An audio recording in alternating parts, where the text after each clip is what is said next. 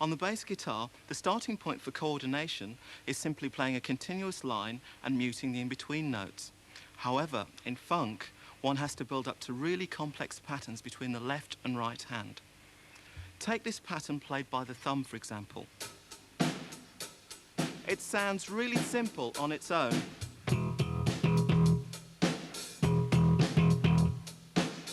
The trouble is, you have to fit this rhythm against it.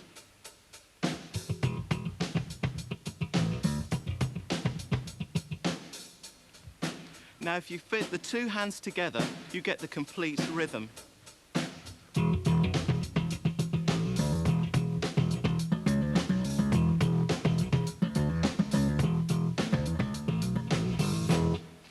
Getting back to the piano for a moment, the style requiring the most complex two-handed keyboard coordination is probably the style on which most rock music is based, blues and rock and roll.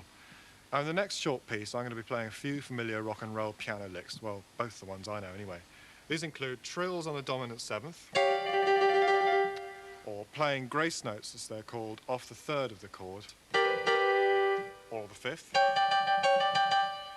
octave runs on the blues scale, and of course the left hand pumping away the chords or even a bass line. Right, here we go.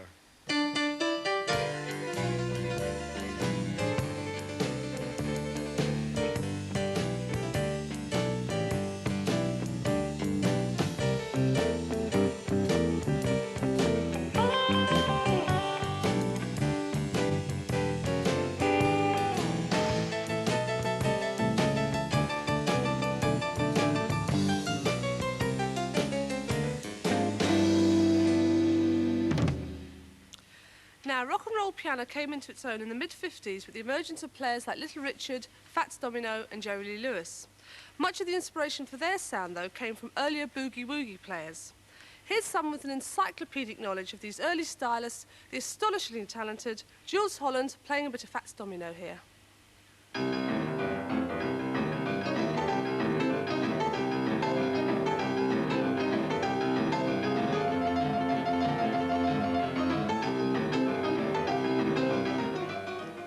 Some Big Joe Turner.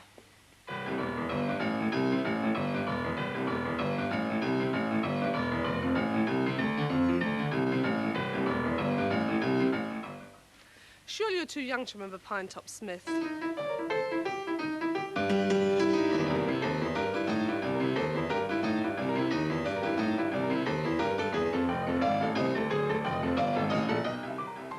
Okay, let's hear some Jerry Lee Lewis.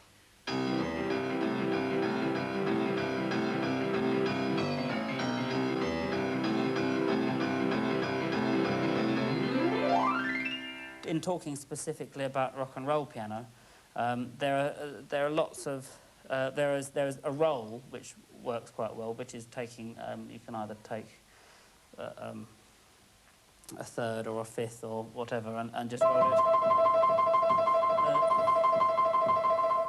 Boring on its own, but with the left hand or a group or a rhythm section, it's actually very effective, and it'll give it. In fact, a roll is a bit like works a bit like a tambourine when a tambourine's on a record, or a ride cymbal, and it gives the thing fluency, i.e.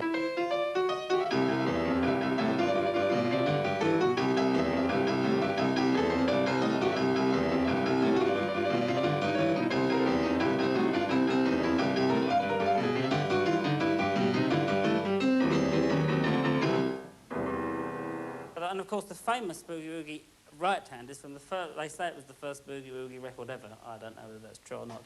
Which is the Pine Top Smith right hand, which still you hear in rhythm and blues records all the time, played on the guitar, the organ, which is.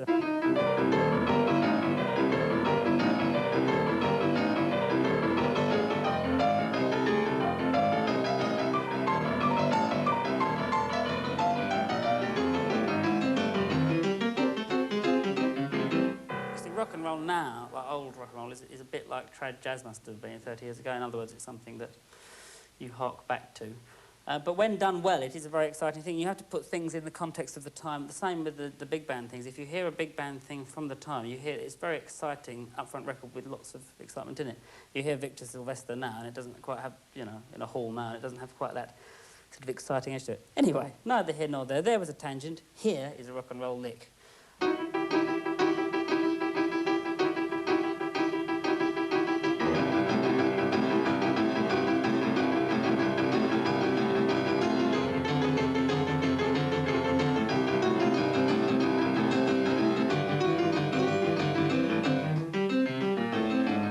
The rolled note is another one if you were going to do a little riff like that.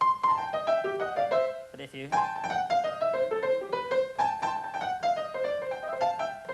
Lots of little rolls. And the only way to do it, as they say, is practice. I've been doing it for years and haven't quite got it right yet, but I will eventually. The kind of playing style Jules was demonstrating there involves a high level of coordination between the right and left hand. Now, in modern rock music, a synth will usually play a specific part in a particular song, and so you wouldn't usually use both hands to play it. So it's easy to think that two-handed playing skills aren't particularly relevant nowadays. However, if you've got a multi-keyboard setup like this, you'll find yourself often playing different keyboard parts on different synths, and if they're different rhythmically, you'll need to have got your coordination together. The next piece starts off on piano only, and then the band mercilessly steal the separate parts I'm playing, so they have to think of something else to play. I'll still be using both hands, but they'll be playing different keyboards.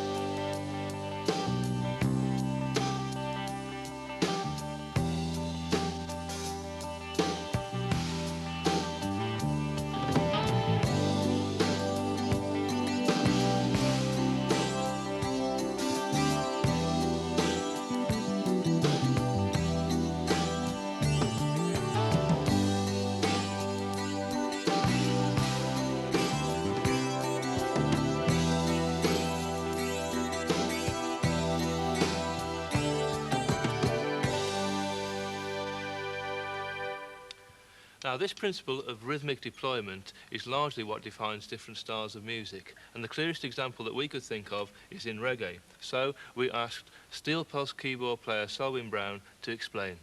Like in the early days, it was concentrated mostly on like the skank, which is like the piano, which is like, you know, which is up on like, because the way we count is like 1, 2, 3, 4. So like the second and the fourth beat, you know, we sort of jump the skank. That was like the early days. And we have something that we call like the shuffle, which I'll demonstrate now on the DX7.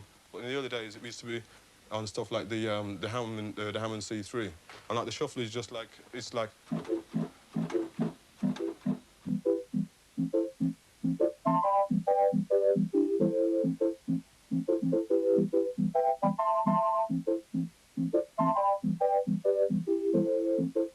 And like you imagine that the right hand's playing like the piano, and like the drums play a toof, calf, a toof, calf, you know.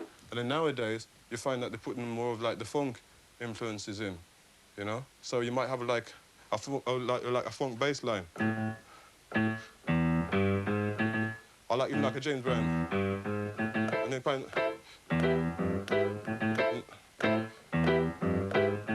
So you find that, you know, simple little things like these make people start listening and they start hearing different sounds and they want to get those sounds into the music. So this helps the music to progress.